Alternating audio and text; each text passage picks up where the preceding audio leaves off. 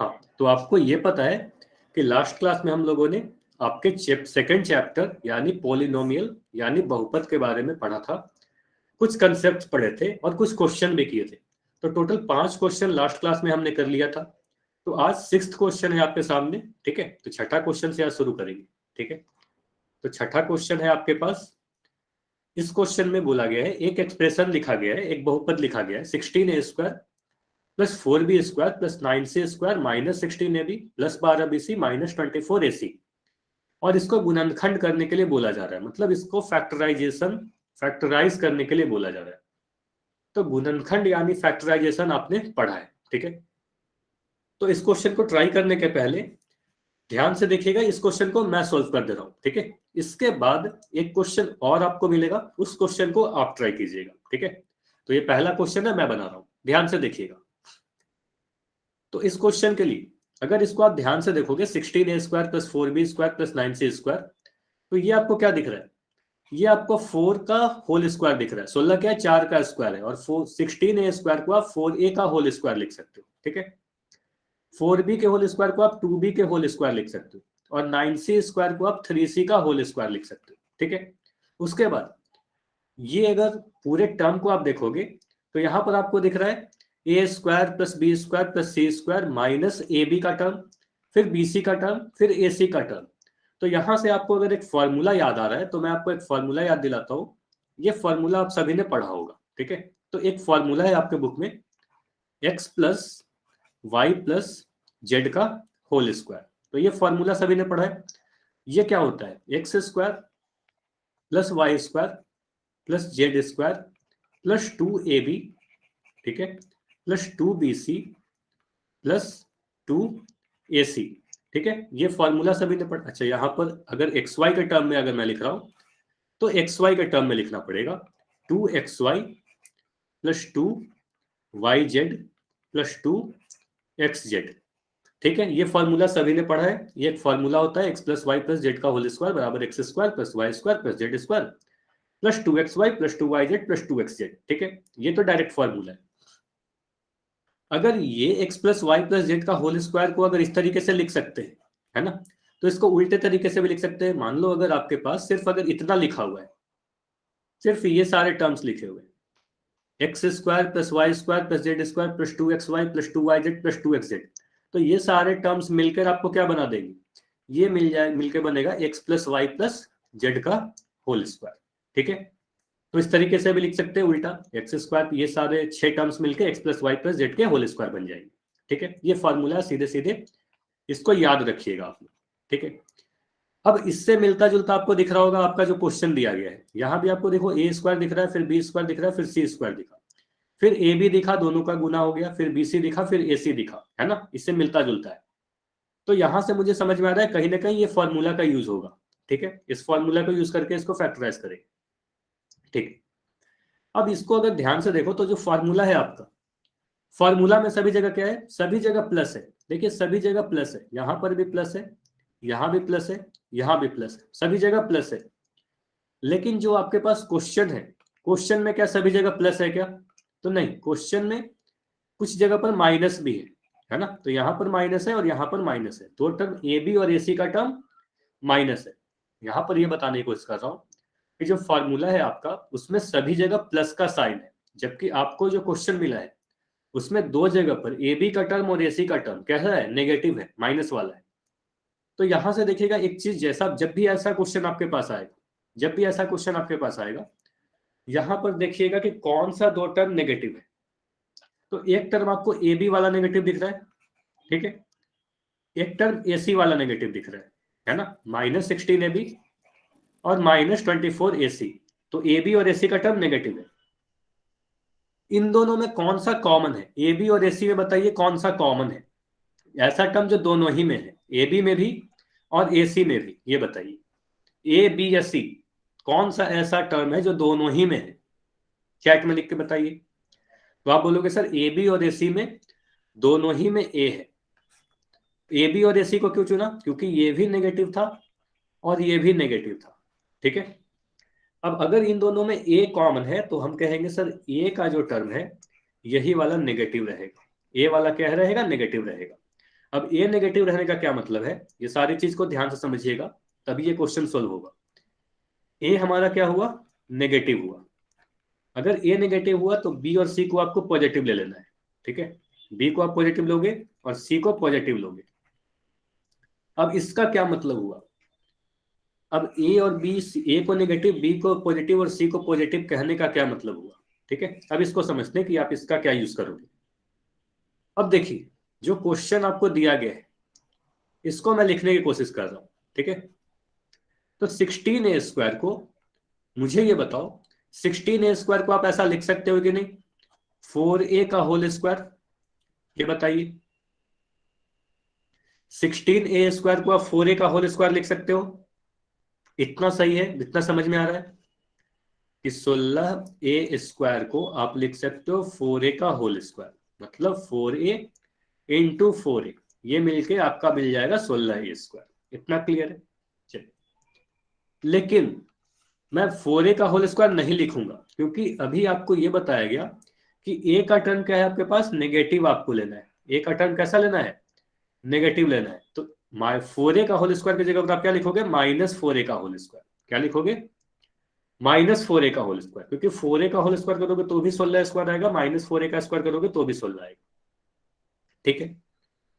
अब उसके बाद क्या है फॉर्मूला में, y² की जगह पर आप क्या लिखोगे, y² की जगह पर यहां पर है 4b², तो 4b² को आप लिख दोगे 2b का होल स्क्वायर। क्या लिखा, 2b का होल स्क्वायर लिख दिया। इतना क्लियर है, क्योंकि b आपका पॉजिटिव है, अभी बोला गया कि b पॉजिटिव है, ठीक है।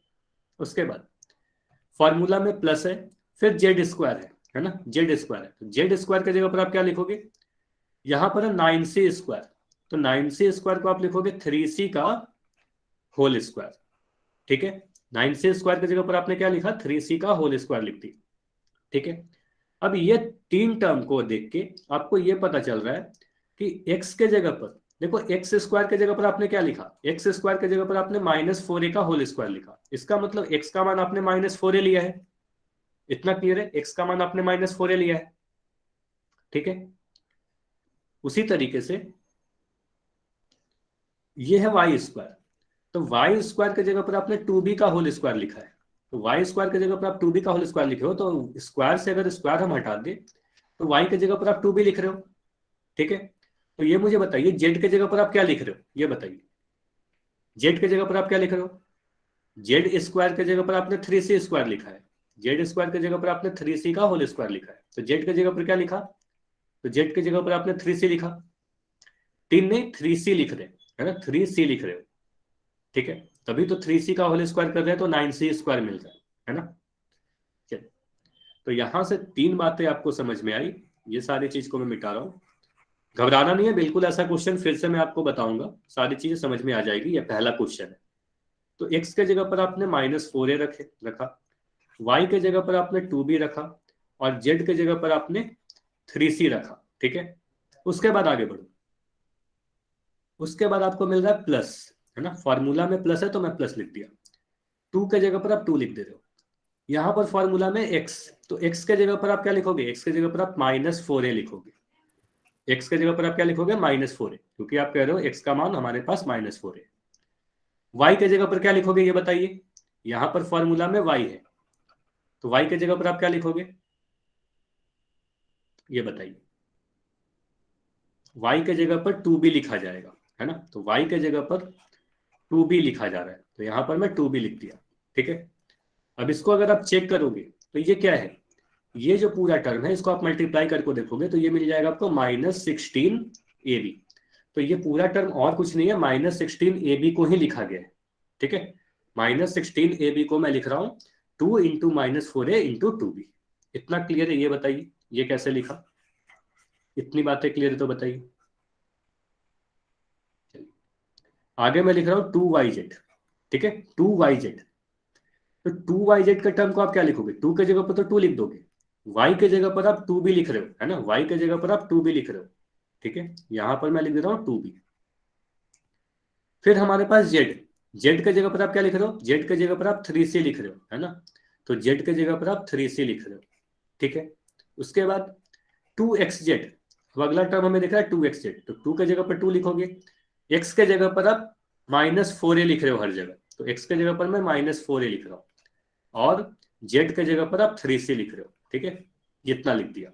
अब इसको आपको चेक करना पड़ेगा, तो इसको जब आप चेक करोगे तो हमेशा आपका ये फॉर्मूला जो भी आपको दिया गया है वही मिल जाएगा। देखो इसको आप चेक करो क्या मिल रहा है, 2 2 या 4, 4 3 या 12, यानी 12 BC को ही लिखा गया।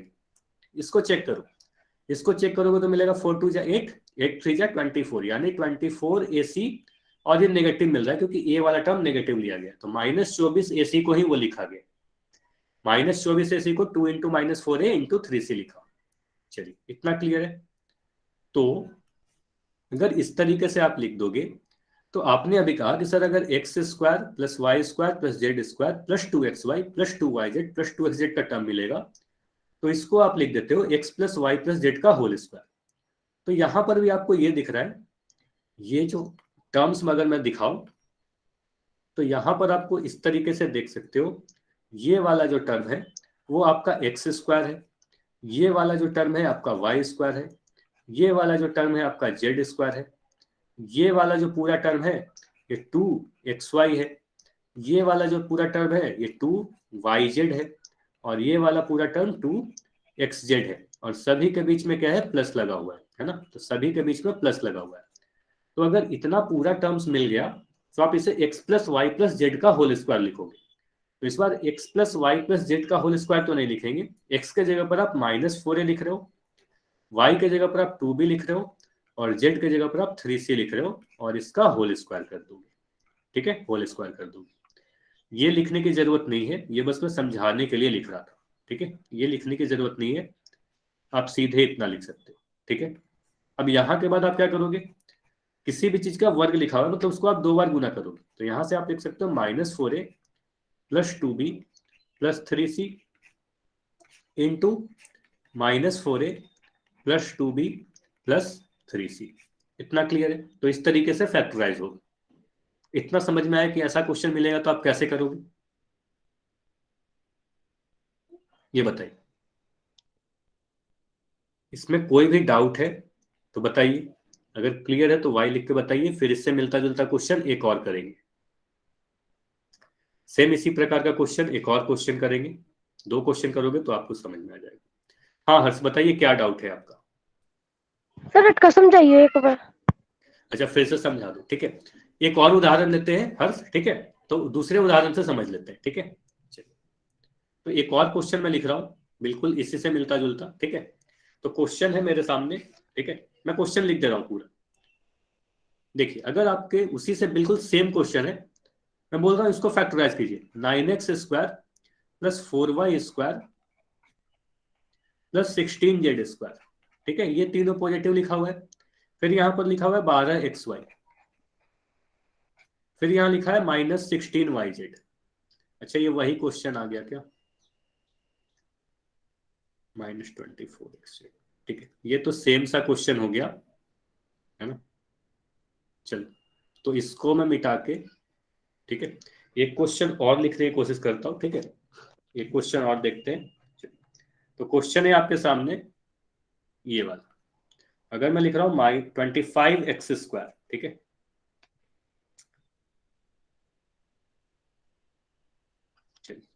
क्वेश्चन है 25x² + 4y² + 9z², ठीक है।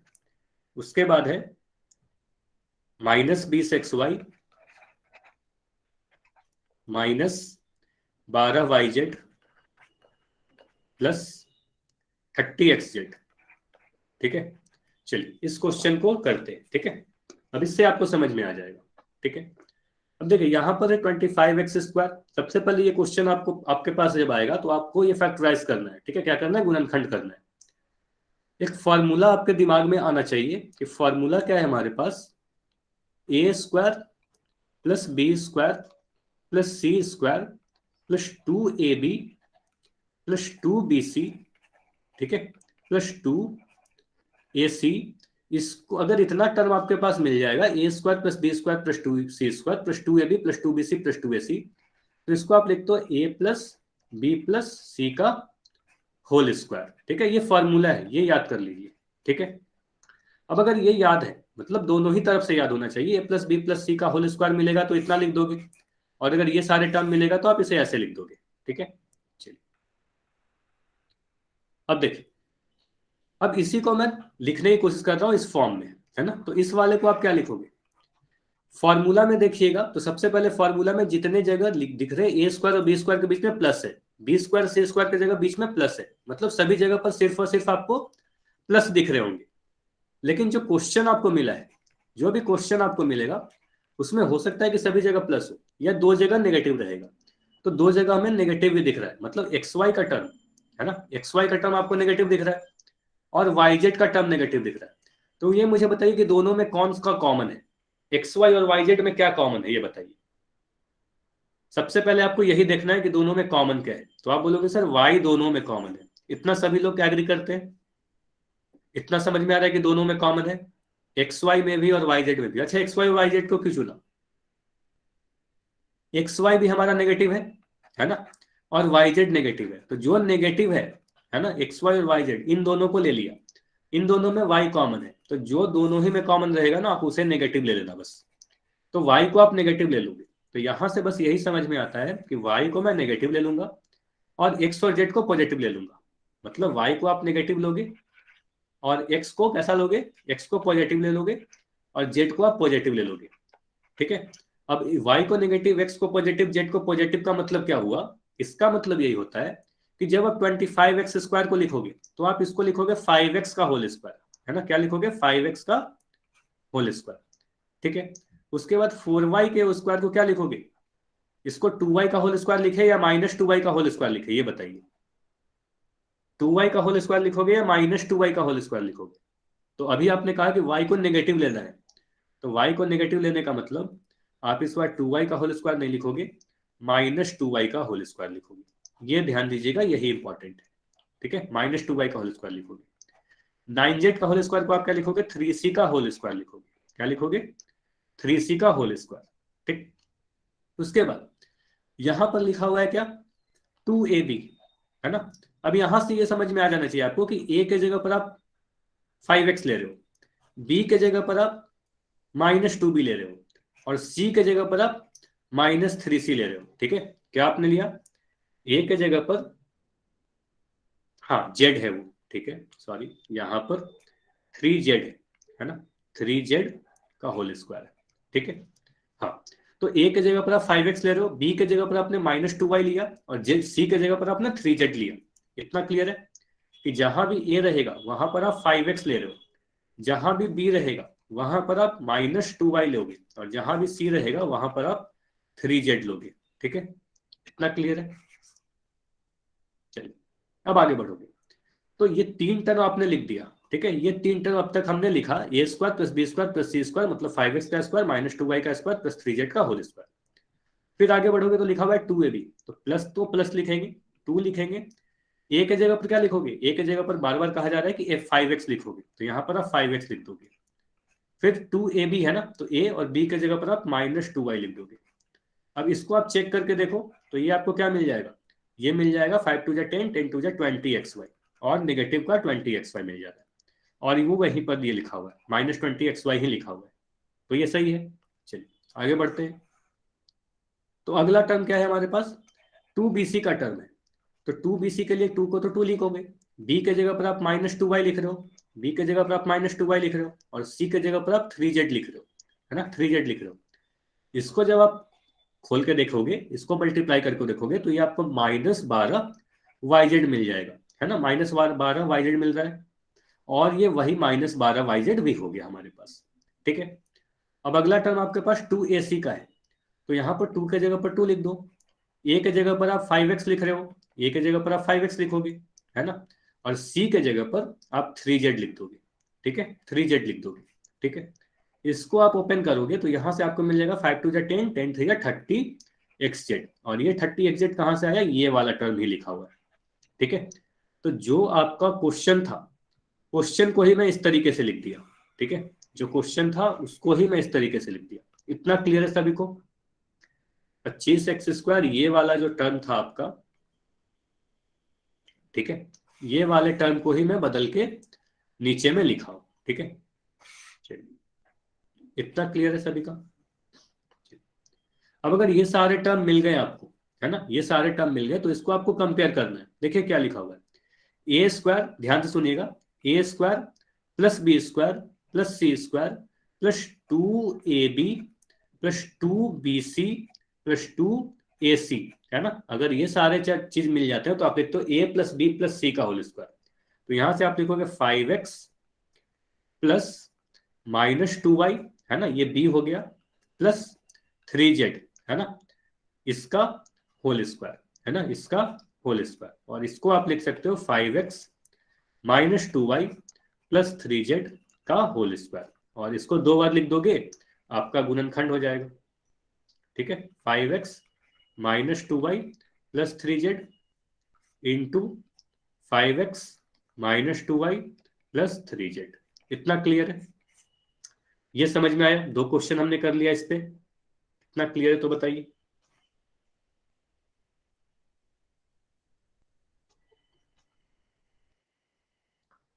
ये समझ में आ गया तो बताइए, आगे बढ़ेंगे चौथे चैप्टर की तरफ। ठीक है, कोई भी डाउट है तो माइक ऑन करके पूछ लीजिए। ठीक, हाँ, नहीं समझ में आया अभी आपको? सर समझाइए इसका सही। कहाँ पर डाउट है आपका ये बताइए। चलिए देखो, यहां पर क्या करना है, सिंपली आपको ये करना है, एक फॉर्मूला आपको ये याद रखना है। ठीक है, मैं कोशिश कर रहा हूँ। ठीक है, ये फॉर्मूला आपको याद रखना है। ठीक है, फॉर्मूला में सभी जगह आपको प्लस दिखेगा। ठीक है, जो स्टेप्स है उसको आपको ध्यान रखिए। ठीक है, फॉर्मूला में सभी जगह आपको प्लस दिखेगा, लेकिन जो क्वेश्चन है उसमें आपको 2 टर्म्स नेगेटिव दिखते हैं। ठीक है ना, एक्स वाई और वाई जेड का टर्म नेगेटिव दिख रहा है। तो एक्स वाई और वाई जेड का टर्म अगर नेगेटिव दिख रहा है तो उसमें जो 2 कॉमन है, मतलब वाई दोनों ही में है, एक्स वाई में भी वाई जेड में भी, तो वाई को मैं नेगेटिव रख दे रहा हूँ और बाकी एक्स जेड को पॉजिटिव रखना है। ठीक है, एक्स जेड को पॉजिटिव रखा, वाई को नेगेटिव रखा। अब नेगेटिव पॉजिटिव कहने का मतलब हुआ 25x² को तो मैं 5x² ही रखूंगा, लेकिन 4y² को -2y का स्क्वायर रखूंगा। ठीक है, इसको -2y का स्क्वायर रखेंगे। इसके बाद इस फॉर्मूला को, जो भी फॉर्मूला आपके पास a² + b² + c² + 2ab + 2bc + 2ac वाला है, तो इस फॉर्मूला में a और b और c के मान आपको बस रखते जाने हैं। उसके बाद इसको छोटा करते जाइएगा। एक बार मैं इसको लिख रहा हूं, ठीक है, फिर से देखिए, इसको मैं फिर से लिख रहा हूं। ठीक है, तो a² की जगह पर आप क्या लिख रहे हो, a² की जगह पर आप 5x का होल स्क्वायर लिख रहे हो। b² की जगह पर आप क्या लिख रहे हो, -2y का होल स्क्वायर लिख रहे हो, क्योंकि आपने बोला y को नेगेटिव रखना है। c के जगह पर मैं लिख रहा हूँ c² की जगह पर 3z का होल स्क्वायर। ठीक है, और यहां से आपको ये पकड़ लेना है कि ये a है, ये वाला b है और ये वाला हमारा c है। इसी के अकॉर्डिंग आगे आप भरते जाओ मान। a के जगह पर आप लिखोगे 5x, b के जगह पर आप लिखोगे -2y। तो ये खुद ब खुद सेट हो जाएगा। 12 20xy आगे हमारा जो ऊपर लिखा हुआ है ना, जो क्वेश्चन में लिखा हुआ है वो सेट हो जाएगा। ठीक है, फिर मैं लिख रहा हूं +2, b के जगह पर आप क्या लिख रहे हो, b के जगह पर आप -2y लिख रहे हो और c के जगह पर आप 3z लिख रहे हो। ठीक है, तो इसको आप गुना करके जब भी देखोगे 3 2 6 6 2 12yz, ये खुद ब खुद 12yz आ गया हमारे पास। और 30xz लिखा हुआ है यहाँ पर, तो इसको आप फिर से लिखोगे, तो प्लस लिखा, 2 लिखा, x के जगह पर आप क्या लिखोगे, यहां पर आप लिख दोगे 5x और यहां पर आप लिख दोगे 3z, है ना। तो यहां से आपका मिल जाएगा 2ac का टर्म, है ना। तो यहां से हमें ये पूरे टर्म्स दिख रहे हैं, a² + b² + c² + 2ab + 2bc + 2ac। और यहां से आपका मिल जाएगा 5x - 2y + 3z का होल स्क्वायर। ठीक है, इसी तरीके से आपको करना है। ठीक है, इसका स्क्रीनशॉट लीजिए, खुद से करने की कोशिश करना है इसको आपको। ठीक है, फिर भी नहीं हो पाए तो नेक्स्ट क्लास में आप पूछ लीजिए। ठीक है, या क्लास के एंड में पूछ लीजिए। ठीक है, चलिए ओके सर, समझ में आ गया सर। चलिए, ट्राई कीजिएगा इसको खुद से करने की, तो समझ में आ जाएंगे। ठीक, तो अगला चैप्टर है हमारे पास चौथा चैप्टर, है ना। तो आपका जो चौथा चैप्टर है ये भी काफी इंपॉर्टेंट है, इससे मिलता जुलता है, तो इसलिए हम लोग आज चौथा चैप्टर पढ़ेंगे, इसके कुछ क्वेश्चंस करेंगे। ठीक है, तो इसमें जो नाम, पहले नाम को देखिए, क्या है, linear equation in 2 variable. Question क्या है, जो चैप्टर है आपका लीनियर इक्वेशन इन 2 वेरिएबल। ठीक है, लीनियर का मतलब होता है रैखिक। ठीक है, इक्वेशन का मतलब समीकरण, 2 वेरिएबल मतलब 2 चर वाला। ठीक है, तो इससे नाम से में 2 चीज आया, 2 चर वाला रैखिक समीकरण। अब ध्यान से समझिएगा सारी चीज। समीकरण कहने का क्या मतलब हुआ? अगर मैं इस तरीके से लिख दूं 2x प्लस 3y प्लस 9, ये समीकरण है क्या? अगर मैं ये लिख दूं 2x प्लस 3y प्लस 9, ये समीकरण है या नहीं, ये बताइए। 2x प्लस 3y प्लस 9 समीकरण है या नहीं है? तो आप कहोगे ये समीकरण नहीं है। ध्यान दीजिएगा, यह एक समीकरण नहीं है। ठीक है, तो ये क्या है? यह एक व्यंजक है। इसे क्या कहते हैं? एक्सप्रेशन कहते हैं। इसे इक्वेशन नहीं कहेंगे, इसे व्यंजक कहेंगे। तो ये क्या है हमारे पास? व्यंजक है। ठीक है, एक्सप्रेशन है। ठीक है, इक्वेशन कब बनेगा? अगर मैं ऐसे लिख दूं 2x प्लस 3y प्लस 9 बराबर 0, अब ये जो बन गया, अब ये एक समीकरण बन गया। ठीक है, अब क्या बन गया? ये समीकरण बन गया, इक्वेशन बन गया। तो ये समझ में आया कि व्यंजक और समीकरण में क्या अंतर है, एक्सप्रेशन और इक्वेशन में क्या अंतर है। तो इक्वेशन में हमेशा एक इक्वल टू का साइन आएगा, एक एलएचएस रहेगा, एक आरएचएस रहेगा, बीच में इक्वल टू का साइन रहेगा। ठीक है, हमेशा इक्वेशन ऐसा होता है, समीकरण ऐसा होगा। ठीक है, तो अब तक आपने क्या समझा? तो अब तक आपने समीकरण को समझ लिया कि समीकरण क्या होता है। ठीक है, समीकरण सभी ने समझ लिया, समीकरण क्या होता है। ठीक है, अब देखते हैं रैखिक क्या होता है। अब रैखिक को समझते हैं। अब देखिए, किसी भी समीकरण का जो पावर है चर राशि पे, हमेशा पावर समीकरण का घात बोला जाए या बहुपद का घात बोला जाए, चर राशि का मैक्सिमम घात देखोगे, मैक्सिमम पावर देखोगे। तो एक्स रहे या वाई रहे या जेड रहे, जो भी चर है, मतलब बोलने का मतलब जो भी चर है, उसका जो मैक्सिमम पावर रहेगा, जो सबसे बड़ा पावर रहेगा, जो सबसे बड़ा घात रहेगा, वो एक होना चाहिए। घात कितना होना चाहिए? एक होना चाहिए। एक से बड़ा घात नहीं होना चाहिए। अगर कभी किसी भी चर पे घात 2 हो जाएगा तो उसे हम रैखिक समीकरण नहीं कहेंगे। कभी भी पावर आपको 3 दिख जाए तो उसे रैखिक समीकरण नहीं कहेंगे। पावर 4 दिख जाएगा, रैखिक समीकरण नहीं कहेंगे। तो पावर कितना होना चाहिए? समीकरण का घात कितना होना चाहिए? रैखिक समीकरण होने के लिए समीकरण का मैक्सिमम पावर कितना होना चाहिए? घात 1 होना चाहिए। ठीक है, घात 1 होना चाहिए। समीकरण का मतलब एलएचएस आरएचएस होना चाहिए। ठीक है, इतना क्लियर है? तो रैखिक समीकरण में क्या होगा? घात 1 होगा। इतना क्लियर है? घात 1 रहेगा। अब ये समझिए कि दो चर वाले का क्या मतलब हुआ। दो चर वाले का मतलब हुआ कि जो भी समीकरण है उसमें दो वेरिएबल ही आने चाहिए। या तो एक्स वाई आ जाएगा, या तो वाई जेड आएगा, या एक्स जेड आएगा। है ना, मतलब सिर्फ दो ही वेरिएबल रहेंगे, कोई भी दो रह सकता है। ठीक है, जरूरी नहीं कि सिर्फ एक्स वाई ही रहेगा। एक्स से तो एक्स वाई रह सकता है, वाई जेड रह सकता है, एक्स जेड रह सकता है। तो दो वेरिएबल ही होना चाहिए। तो इसका मतलब होता है दो चर वाला रैखिक समीकरण। इतना क्लियर है? दो चर होना चाहिए, रैखिक होना चाहिए, समीकरण होना चाहिए। तो हम कहेंगे दो चर वाला रैखिक समीकरण, linear equation in two variable. चलिए, अगर मैं इस तरीके से लिखूं, मुझे ये बताओ, अगर मैं इस तरीके से लिख दूं 2x प्लस 3y प्लस 9 बराबर 0, क्या ये दो चर वाला रैखिक समीकरण है? हाँ या ना, ये बताइए। ये दो चर वाला रैखिक समीकरण है या नहीं है? देखो, सबसे पहले दो चर है या नहीं, तो बोलोगे हाँ सर दो चर है, एक एक्स है और एक वाई है ना, दो चर हुआ एक्स और वाई। ठीक है, तो दो चर तो मिल गया। ठीक है, आप बोलोगे दो चर तो है। ठीक है, ये रैखिक है या नहीं है? तो सभी जगह पावर क्या है? तो सभी जगह पावर एक है। अगर मैं एक्स लिख रहा हूं तो एक्स का मतलब क्या है? एक्स पे पावर एक है। अगर मैं लिख रहा हूं 5 तो 5 का मतलब क्या है? 5 का पावर एक है ना। तो यहाँ पर क्या है? एक्स और वाई जितने वेरिएबल है उस पर पावर एक है। तो ये रैखिक भी है। ठीक है, तो ये रैखिक भी है, लीनियर भी है। ठीक है, तो रैखिक भी है। चलिए ठीक है, ये समीकरण है या नहीं? तो आप बोलोगे सर इक्वल टू का साइन लगा हुआ है, एलएचएस और आरएचएस लिखा हुआ है, तो हम कहेंगे ये एक समीकरण भी है। तो ये समीकरण भी है। तो हाँ, ये दो चर वाला रैखिक समीकरण है। क्लियर है? चलिए, अगर मैं ऐसे पूछूं कि 2x square plus 3y plus 9 बराबर 0। क्या ये दो चर वाला रैखिक समीकरण है, हाँ या ना, ये बताइए। देखो इसको ऐसे चेक करें, आप बोलोगे सर इसमें दो चर तो है, ठीक है, दो चर तो है, ठीक है,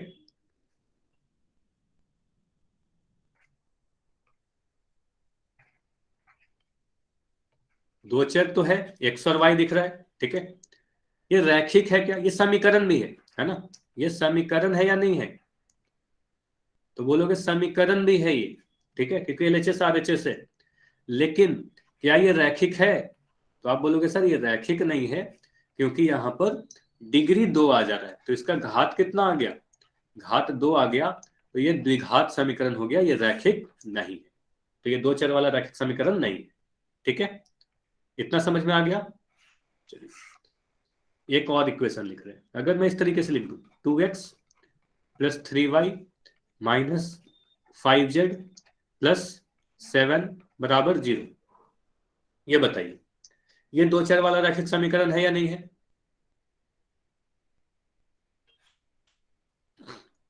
तो आप बोलोगे सर रैखिक तो है ना, सभी जगह घात 1 दिख रहा है, समीकरण भी है, लेकिन ये दो चर नहीं है, इसमें तीन चर आ गए, तो x y और z आ गया, तो इसलिए भी ये दो चर वाला रैखिक समीकरण नहीं होगा, तीन चर वाला रैखिक समीकरण है। वेरी गुड राहुल, ठीक है, तो ये तीन चर वाला रैखिक समीकरण है। ये क्या है, तीन चर वाला रैखिक समीकरण, लीनियर इक्वेशन 3 वेरिएबल।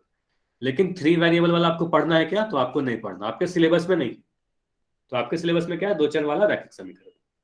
तो ये समझ में आ गया आपको कि दो चर वाला रैखिक समीकरण पहचानेंगे कैसे। तो तीन चीज आपको देखना होता है, चर कितने हैं, वो समीकरण है या नहीं है, और वो रैखिक है या नहीं। अगर ये बताऊं, अगर मैं इस तरीके से लिख दूं 2x माइनस 3y प्लस 9, ये दो चर वाला रैखिक समीकरण है या नहीं है, ये बताइए। अगर मैं लिख दूं 2x माइनस 3y प्लस 9, ये दो चर वाला रैखिक समीकरण है या नहीं है, हाँ या ना, ये बताइए। तो आप बोलोगे सर दो चर वाला तो है, वेरी गुड, दो चर है, रैखिक भी है, लेकिन ये बताइए समीकरण है क्या, ये बताइए। ये जो लिखा हुआ है एक इक्वेशन में है या नहीं है, ये तो समीकरण ही नहीं है, ये तो व्यंजक है ना, ये तो एक्सप्रेशन है ना। तो बोलोगे सर ये दो चर तो है, दो वेरिएबल है, रैखिक भी है ना, क्योंकि एक ही पावर है सभी जगह, लेकिन ये समीकरण ही नहीं है, तो ये भी दो चर वाला रैखिक समीकरण नहीं होगा। तो हमेशा तीन चीज चेक करना है, दो चर वाला रैखिक समीकरण, ठीक है, तीन चीज चेक करना है, क्लियर है। दो चर वाला रैखिक समीकरण कैसे चेक करोगे, क्लियर है। चलिए अब आगे बढ़ते हैं। तो समीकरण तो आपने सारा चीज समझ लिया। अब ये देखिएगा, अगर मैं लिखूं किसी भी दो चर वाले रैखिक समीकरण, कोई भी लीनियर इक्वेशन टू वेरिएबल हो, उसका एक जनरल फॉर्म होता है, ठीक है। जनरल फॉर्म कहने का मतलब व्यापक रूप, किसी भी दो चर वाले रैखिक समीकरण को आप इस फॉर्म में लिख सकते हो, ax plus b y plus c plus c बराबर 0। अच्छा किसी, अच्छा पवन के नाम से जो बच्चे अपना माइक आप बंद करें, चलिए ठीक है। तो कोई भी दो चर वाला रैखिक समीकरण हो, उसको आप ax plus b y plus c बराबर 0 के फॉर्म में आप लिख सकते हो, ठीक है। ax plus b y plus c बराबर 0 के फॉर्म में आप उसको लिख सकते हो। अच्छा राहुल आप टाइप करना बंद करिए प्लीज, ठीक है, आपको टाइप नहीं करना है, ठीक है। ax plus b y plus c बराबर 0 के फॉर्म में आप उसको बदल सकते हो। जाना था वो है।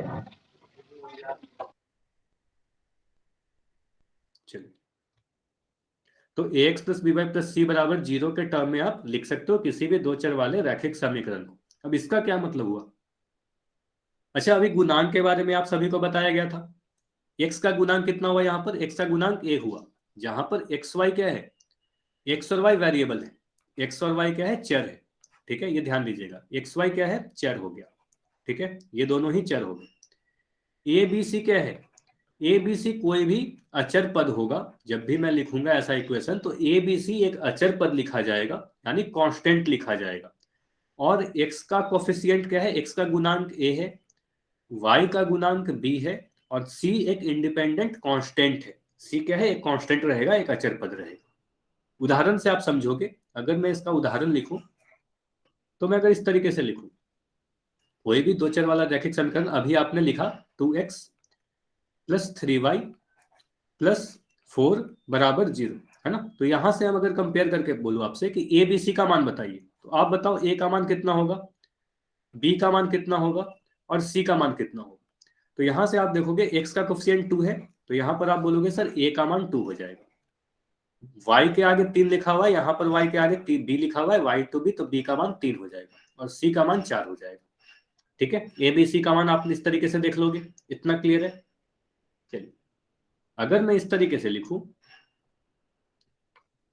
अब अगर मैं लिखूं 2x माइनस 3y, थोड़ा मैं चेंज कर दे रहा हूं, ठीक है। अगर मैं लिख दूं 5x माइनस 4y माइनस 9 बराबर 0, तो मुझे बताइए ए बी सी के मान क्या होंगे। ए का मान कितना होगा, 5 होगा। बी का मान कितना होगा ये बताइए।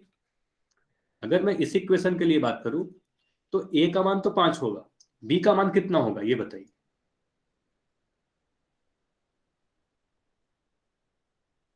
नहीं, दूसरे वाला के लिए बताइए, ठीक है, दूसरे क्वेश्चन के लिए। पहले क्वेश्चन को तो मैं बिठा दे रहा हूं, ठीक है। अब ये दूसरा क्वेश्चन जो है इसके लिए बताइए। ए का मान 5 हुआ, बी का मान कितना होगा, वेरी गुड राहुल, बी का मान -4 होगा, है ना। ये ध्यान दीजिएगा, बी का मान -4 होगा, 4 नहीं होगा, ये ध्यान दीजिएगा, ठीक है। साइन के साथ बताना है आपको, बी का मान -4 होगा, ठीक है। सी का मान कितना होगा ये बताइए। सी का मान -9 होगा, वेरी गुड, ठीक है। तो सी का मान -9 होगा, 9 नहीं होगा, ठीक है, ये ध्यान दीजिएगा।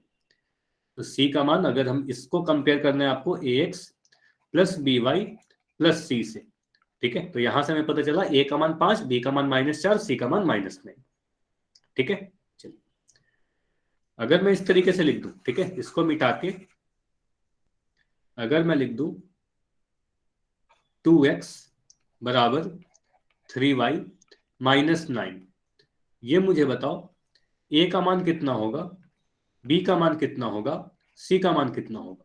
तो देखिए, यहां से देख के आपको नहीं बताना है, इसको आप a x plus b y plus c के फॉर्म में आपको लिखना होगा लाके। तो आप कैसे लिखोगे, आप लिखोगे 2x, इस 3y को मैं इस तरफ लेके आ रहा हूं, तो आप क्या लिखोगे -3y, और 9 को मैं इस तरफ लेके आया, तो यहां से आप लिखोगे +9 बराबर 0, है ना। तो ये जो इक्वेशन आपको दिया गया था, जो इक्वेशन आपको दिया गया था 2x बराबर 3y -9, है ना। तो इसको आप a x plus b y plus c के फॉर्म में आपने लिख दिया, ठीक है। और यहां से आप बोलोगे सर इसको मैं लिख सकता हूं 2x प्लस मैं लिखूं तो ये -3y प्लस 9 बराबर 0। अब यहां से आप कंपेयर करोगे a x plus b y plus c बराबर 0 से, तो हमें पता चल रहा है कि ए का मान 2 के बराबर है, बी का मान -3 के बराबर है और सी का मान 9 के बराबर है। इतना क्लियर है। बी का मान नेगेटिव होगा यहाँ पे। इतनी बातें क्लियर है। चलिए, तो एक क्वेश्चन और मैं लास्ट पूछ रहा हूं, उसके बाद चलिए, अगर मैं इस तरीके से लिख दूं 5y बराबर 3x प्लस 7, तो ये मुझे बताओ ए बी सी के मान क्या होगा। इसको पहले आपको a x plus b y plus c बराबर 0 के फॉर्म में लिखिए, और इस रूप में लिखने के बाद ए बी सी के मान बताइए, ए बी सी का मान बताइए, ए बी सी का मान बताना है आपको।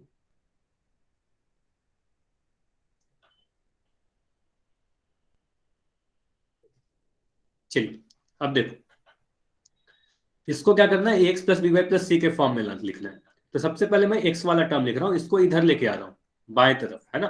तो ये आप लिखोगे -3x, ठीक है, -3x। फिर 5y वाला टर्म तो मैं इसी तरीके से लिख दिया +5y, और 7 को जब इस तरफ लेके आओगे तो आप बोलोगे सर ये -7 हो जाएगा, ये -7 बराबर 0। अब यहां से आप लिख सकते हो -3x प्लस 5y प्लस -7, ऐसे लिख सकते हैं कि नहीं लिख सकते ये बताइए। तो यहां से हमें पता चल रहा है कि अगर मैं इसको कंपेयर करूं a x plus b y plus c बराबर 0 से, तो यहां से आपको मिल रहा है ए का मान -3, बी का मान आपको मिल रहा है 5 और सी का मान आपको मिल रहा है -7। ये क्लियर है सभी को? ए का मान -3, बी का मान 5 और सी का मान -7। ठीक है, तो सीधे सीधे यहां से देख के आपको नहीं बताना है। ठीक है, इस वाले को देख के आपको नहीं बताना है, इसको इस फॉर्म में लेके आना है, फिर जाके आंसर करना है। ठीक है, अगर ये सारी चीज समझ में आ गई है तो पहला क्वेश्चन है आपके सामने आज का, इसको ट्राई कीजिए। तो इक्वेशन आपको दिया गया है √2x बराबर 7y -9।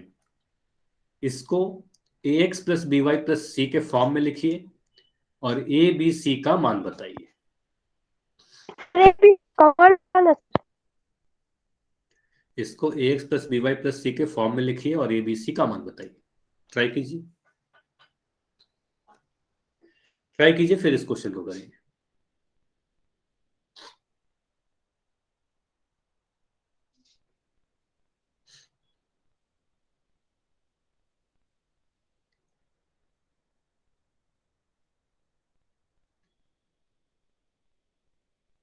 पोल सेक्शन में आंसर नहीं देना है, चैट में ही आप लिख सकते हो या अपने कॉपी पर सॉल्व कीजिए बस। ठीक है, खुद से करने की कोशिश कीजिए। मान लो अगर आपके एग्जाम में ये क्वेश्चन आ गया तो आप क्या करोगे? जो भी आपको लगता है सही गलत, जैसे भी आप सॉल्व करोगे ट्राई करिए बस। ठीक है, फिर मैं करके बताऊंगा। कर लिया सभी ने? चैट सेक्शन में ये बताइए सभी ने ट्राई किया? ठीक है, राहुल का आंसर है √2x -7y plus 9 equal to 0 भी लिखना है राहुल आपको। ठीक है, ठीक है, राहुल राजू आप दोनों ही के आंसर सही है, वेरी गुड। अनुराग का भी आंसर सही है, वाई का मान नहीं, बी का मान बताना है। ठीक, अब देखिए। ठीक है, अब मैं ट्राई कर। ठीक है, अब देखना है आपको स्क्रीन पर। देखो क्या फॉर्म है, a x plus b y plus c बराबर 0। तो पहले एक्स का टर्म, फिर वाई का टर्म, फिर सी का टर्म, मतलब कांस्टेंट वाला टर्म। तो एक्स का टर्म तो सबसे पहले लिख के ही दिया गया है, तो आप लिखोगे √2 × x। वाई वाले को टर्म को जब इधर लेके आओगे तो उधर पॉजिटिव है, दाएं तरफ पॉजिटिव है, तो बाएं तरफ आके वो नेगेटिव बन जाएगा, तो -7y हो जाएगा। 9 जो है वो राइट साइड में, राइट हैंड साइड में नेगेटिव है, तो इस तरफ आके वो पॉजिटिव हो जाएगा, तो आप लिखोगे +9 बराबर 0।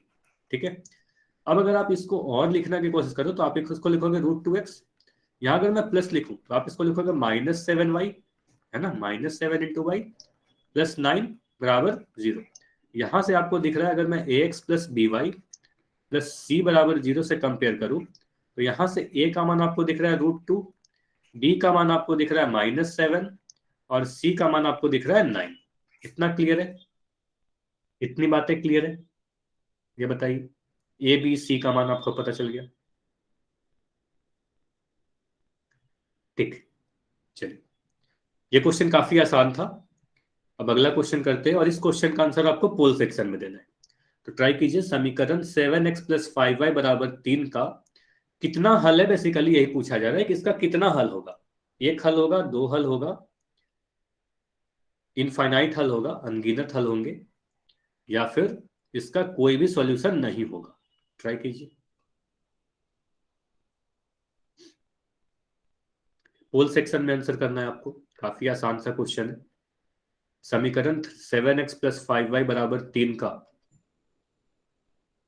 पहले ऑप्शन का यह मतलब हुआ एक अद्वितीय हल कहने का मतलब कि इसको सोल्व करेंगे तो सिर्फ और सिर्फ एक ही सॉल्यूशन मिलेगा।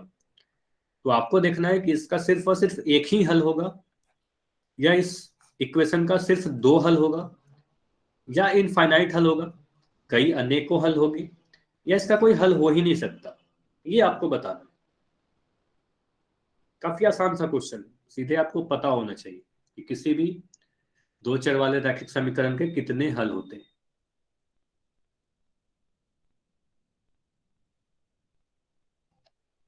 ट्राई कीजिए।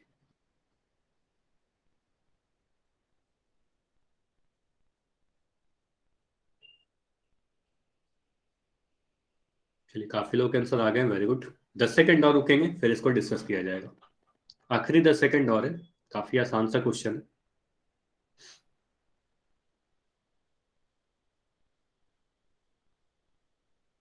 5 सेकंड और, 5 4 3 2 1। चलिए अब मैं पोल को एंड कर रहा हूं।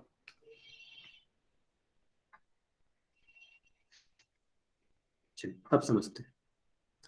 देखिए सबसे पहले तो ये मैं बता दूं, कभी भी आपको दो चर वाला एक रैखिक समीकरण दिया जाएगा। सबसे पहले ये दो चर वाला रैखिक समीकरण है 7x, दो चर आपको दिख रहा है ना, x और y। एक समीकरण दिख रहा है और इसका घात 1 है, तो ये दो चर वाला रैखिक समीकरण है। कभी भी दो चर वाला रैखिक समीकरण कोई भी लिखा हुआ है आपके पास, ax plus b y plus c बराबर 0 के फॉर्म में कोई भी इक्वेशन अगर आपके पास लिखा हुआ है, ठीक है, तो ऐसे केस में इसका अगर हल आपसे पूछा जाए, अगर सिर्फ और सिर्फ एक इक्वेशन लिखा हुआ है, तो इसका अपरिमित रूप से अनेक हल होता है। तो ये याद रखिए कि कभी भी दो चर वाले रैखिक समीकरण का ऐसा नहीं होगा कि सिर्फ एक हल होगा, सिर्फ दो हल होगा, और ऐसा भी नहीं होगा कि इसका हल हो ही नहीं सकता। हमेशा क्या होगा, अपरिमित रूप से अनेक हल होंगे, इनफाइनाइट मेनी सॉल्यूशन होगा। इतना समझ में आया कि ऑप्शन सी ही इसका आंसर होगा? इतना क्लियर है? इस क्वेश्चन का आंसर ऑप्शन सी होगा।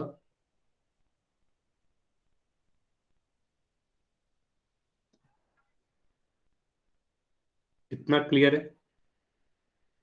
ठीक है, अब इसको समझने की कोशिश भी कर लेते हैं। ये तो ठीक है, आपने याद कर लिया कि दो चर वाले रैखिक समीकरण के अनेकों हल होंगे, अपरिमित रूप से अनेक हल होंगे। तो ये समझने की कोशिश करते हैं कि अनेक हल क्यों होते हैं। ठीक है, अनेक हल क्यों होते हैं?